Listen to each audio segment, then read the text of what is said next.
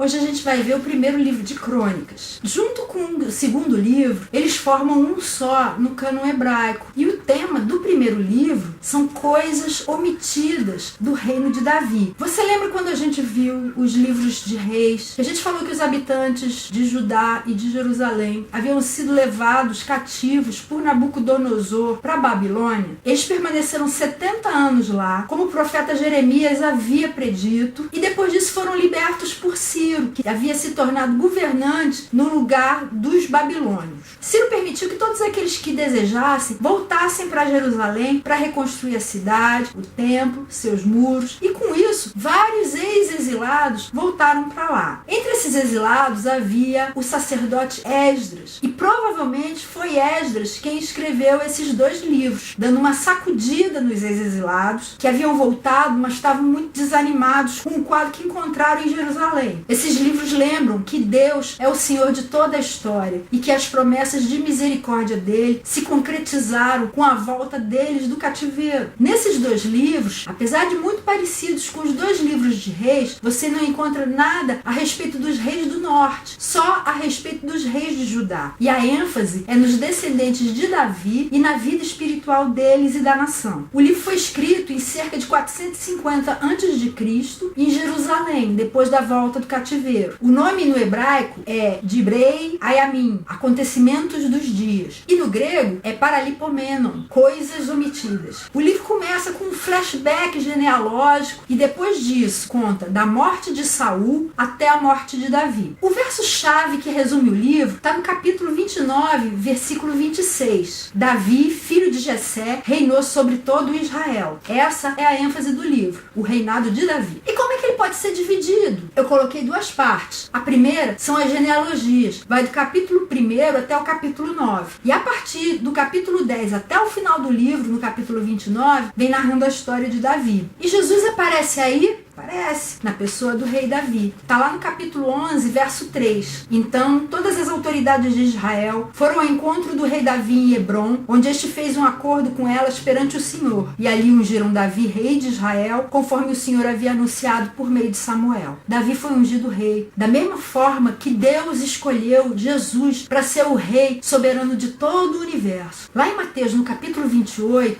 no verso 18, Jesus, que já havia ressuscitado, disse assim para os seus discípulos: foi-me dada toda a autoridade nos céus e na terra. Jesus recebeu toda a autoridade. Ele é o rei por direito. Ele conquistou esse direito não só por ter sido o criador de todas as coisas, mas também por ter resgatado todas essas coisas que haviam sido roubadas pelo diabo, resgatou de volta para si. E existem aplicações práticas? Existem. Olha só a primeira. Você lembra quando a gente viu os livros de reis, que a gente falou a respeito do censo que Davi mandou fazer para saber qual era o tamanho do povo, qual era a sua força, o seu poderio militar? Deus não gostou disso e resolveu dar uma punição para Davi. E deu para ele a possibilidade de escolher entre três. A primeira, 3 anos de fome. A segunda, 3 meses sendo perseguido pelos seus inimigos. A terceira, 3 dias de praga. E Davi era alguém que era bastante inteligente, muito esperto. E ele conhecia o caráter de Deus, sabia que Deus é alguém muito misericordioso. E por isso, ele preferiu a peste. Quando a peste veio, muita gente morreu. E quando o anjo destruidor estava para começar a agir sobre Jerusalém, Deus se arrependeu e resolveu ordenar o fim daquilo. E Davi viu o anjo na eira de um homem chamado Araúna. Por ordem de Deus, Davi quis construir um altar nesse lugar. Então foi até Araúna para querer comprar a eira dele. E Araúna falou para ele: ah, não, de jeito nenhum.